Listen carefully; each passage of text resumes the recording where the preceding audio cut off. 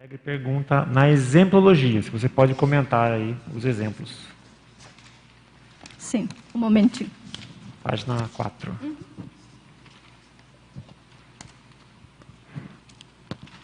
Então, tem duas questões, né, que é a mini-recinofilia invexológica e a maxi-recinofilia, né, que seria o apreço maior, né.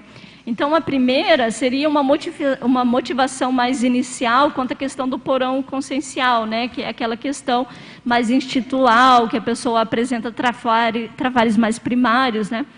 E na maxi-recinofilia, ela já tem uma motivação mais constante, né, passa o tempo, e ela está querendo desenvolver as recins que são mais assim prioritárias na evolução dela. Então, através de autopesquisa, ela vai se conhecer e ver quais são as recins, né, o que ela precisa mudar prioritariamente para que ela possa desenvolver mais ainda para alcançar as metas do inversor aos 40 anos de idade.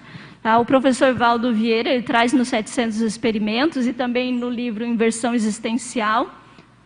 Vou mostrar aqui para quem não conhece esse livro aqui, mas também tem no 700 experimentos, que foi onde foi colocado as metas do inversor aos 40 anos. Ele traz algumas metas, né, de como que seria, por exemplo, uma consciência que aplica a técnica da Invex a longo prazo e ela chegar aos 40 anos de idade e ter, por exemplo, uma projetabilidade lúcida, conseguir instalar o estado vibracional com facilidade. Então, tem essas metas, né? Depois vocês podem dar uma olhada no 700 experimento, tem um capítulo específico e tem uma seção em vexologia e lá ele traz essas metas.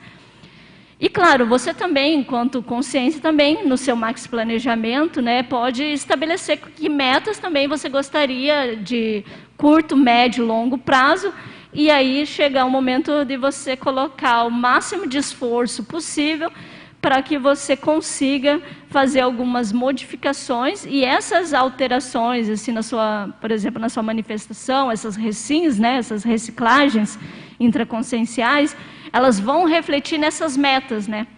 Porque vai chegar esse momento que você colocou como meta, por exemplo, assim, ser completista, escrever uma mega GESCOM, né, por exemplo. Mas como que você vai chegar na sua mega GESCOM, né, nessa GESCOM a maior, né? É um longo processo. Para você chegar em uma meta, você tem que passar por alguns processos, e aí você quebra aquelas metas em pequenos objetivos, que é, por exemplo, assim, escrever um capítulo por dia, uma linha por dia, depende do seu fôlego, né? Então, cada consciência ela vai saber. E aí, essas mudanças pessoais, elas vão implicar na questão das metas que você tem enquanto uma consciência. Então, por exemplo, se você quer escrever um livro daqui 10 anos e você tem o trafar da dispersão consciencial, esse trafar ele precisa ser reciclado, não precisa, para que você alcance a meta de escrever um livro? Então, para você escrever esse livro, você vai precisar fazer um planejamento, colocar técnicas, formas de todos os dias você ver como que você vai fazer para não dispersar mais. Então, por exemplo, vou colocar um lembrete no meu celular para escrever e ler um capítulo por dia de um livro para eu adquirir novos conhecimentos. Eu vou organizar minha agenda intrafísica para que eu consiga ter tempo para escrever e ler. Cada pessoa ela vai criar uma estratégia, mas é importante a gente levar em consideração que as metas elas só vão ser alcançadas se você conseguir superar alguns travões que você pode ter ao longo do caminho. Perfeito. Eu acho interessante esse exemplo pelo seguinte: a escrita ela é um ato em si, mas ela leva em paralelo uma série de outras coisas, né? Ela trabalha em paralelo uma série de outras coisas. No começo você falou da comunicação, né? Que você foi apresentar verbetes naquele momento para começar a trabalhar a comunicação. Em paralelo você trabalha parapsiquismo, você trabalha atributos mentais, organização, né? Antidispersão. Isso. Então eu acho que esse exemplo que você está trazendo aí, de novo, porque você tinha comentado já no começo no seu caso específico dos verbetes e artigos, mas é bem interessante isso, né? O caráter de multifunção que a escrita tem intraconsciencialmente, né? Não apenas a escrita, o produto em si, mas o que ela resulta, né, para a gente.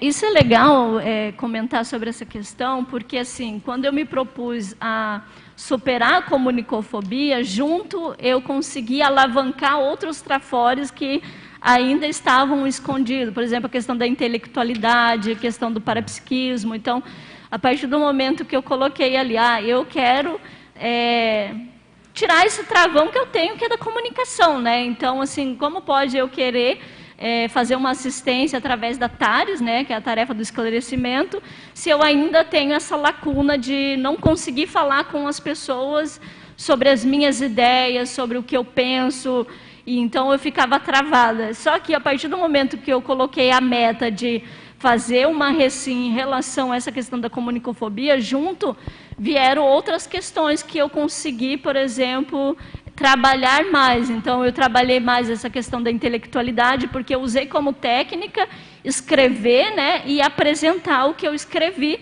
para desenvolver essa questão da comunicofobia, né. Só que eu também desenvolvi outras áreas que até a gente comenta, né, eu tenho um verbete sobre a tridotação consciencial, que toda vez que eu comento sobre isso, eu coloco o exemplo dos verbetes, porque realmente o verbete ele consegue te auxiliar tanto na comunicação, quanto a questão da intelectualidade, porque você precisa estudar, precisa ver que materiais que você vai ter, quais são as melhores formas de estar comunicando, e também o parapsiquismo, para estar atento ao campo multidimensional que é formado aqui nesse momento. Então, eu coloco muito esse exemplo nas tertúlias, porque é o que eu passei, né? Então, por isso eu gosto muito de escrever o que eu vivenciei, o que eu venho vivenciando, porque é algo que eu consigo trazer mais exemplos para as pessoas terem uma noção de como que é essa questão, né? E aí essa questão que você trouxe é bem interessante por conta disso, né? Às vezes, se você tem um trafar, que você vai buscar estratégias para poder superar aquele trafar, às vezes, junto disso, você vai trabalhar outras questões que, às vezes, vai surgir até um trafor que você desconhecia, um trafor oculto, por exemplo. Então, é isso. É o ciclo virtuoso das recins, né? Você faz uma, desencadeia outra, aí você começa a ver um outro viés, um detalhe de um outro traço, né? E a coisa não para, né? É legal que da recinofilia você fica feliz, né? Então, por exemplo, você superou um negócio e ao mesmo tempo desenvolveu outra área. E aí você fala, caraca, olha, eu me desenvolvi melhor nisso. Então você fica mais... É como se viesse assim, uma questão de você ficar mais feliz, alegre, e isso vai desenvolvendo, né? Até tem uma frase aqui que os resultados positivos das recins realizadas, né, elas vão auxiliar, potencializar esse processo da recinofilia. Porque é os resultados positivos, né? Você não pode desanimar na primeira vez que você cair, você não pode desanimar. Então, por exemplo, eu comecei a mudar essa questão da comunicofobia. Lá no início, eu tinha bastante evidências que eu ainda tinha um desconforto em conversar, de expor, mas eu não parei no primeiro verbete, no primeiro artigo, no primeiro debate. Eu continuei, até chegar um momento que aquilo já não é mais um desconforto. Pode haver um desconforto, assim, pontualmente, por determinado assunto, mas hoje já não é mais um desconforto como eu tinha, por exemplo, há 5, 6 anos atrás. Hoje eu já consigo lidar melhor com essa situação.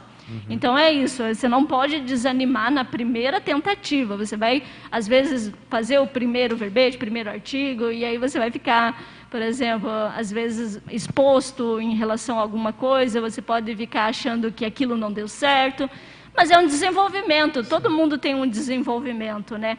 Tem uma frase aqui do professor Valdo Vieira, que eu até trouxe no verbete da recinofilia, que ele traz na questão da ortopensata, e ela é muito impactante, assim, que na ortopensata ele traz assim, a autorreciclagem intraconsciencial, né, a recim, é uma tarefa contínua, não existe modificação evolutiva instantânea, nada é assim da noite para o dia, você não vai mudar assim do nada.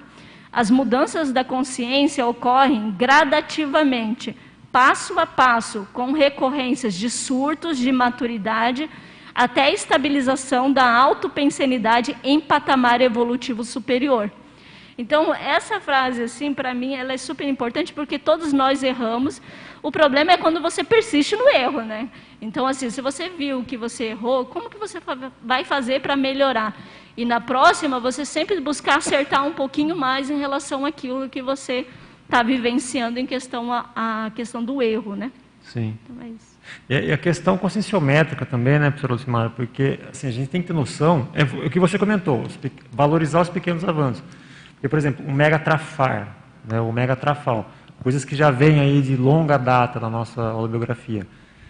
Provavelmente você não vai conseguir sanar isso em uma vida. Mas não quer dizer que você não tenha que se esforçar muito para conseguir avançar o máximo que der. Né? Para conseguir efetivamente, às vezes, superar um trafar, pode levar algumas vidas. Né? E o mega trafar provavelmente vai levar algumas vidas até que você realmente elimine aquilo sem nem mais nenhum tipo de regressão. Então, esse olhar conscienciométrico de maior precisão, né, é importante. Né? E é bem o que você falou, assim, aos poucos. Né? E vendo os avanços e se motivando, né, perante os avanços. Isso. Mas para isso tem que estar com a autopesquisa em dia, né? Para conseguir ver, para conseguir observar onde que você avançou, né? Só para pontuar também nessa questão, né, que vai ter trafares que às vezes você não vai conseguir superar numa vida, mas às vezes você vai conseguir diluir. Sim. O tanto que, por exemplo, chegar numa outra vida, você já não tem mais tanto forte aquela característica, né? Aquilo não se manifesta como hoje se manifesta, né? Os megatrafares, né? Por exemplo.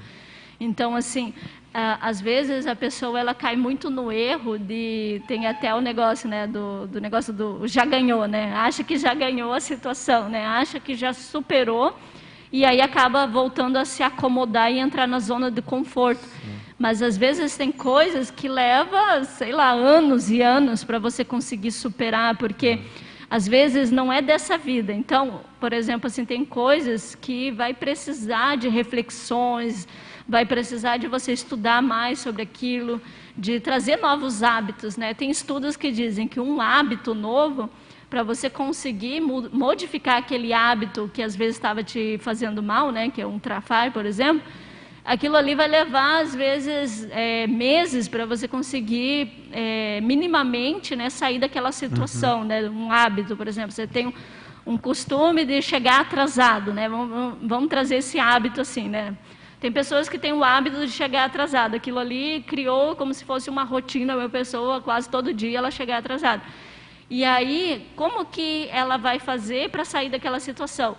Primeira coisa é ela saber que ela está fazendo isso conscientemente. Ela está consciente que aquele hábito não está bom para ela, né, sem autocorrupção, e ela percebeu, peraí, estou chegando atrasado e isso está refletindo em alguma questão na minha rotina diária.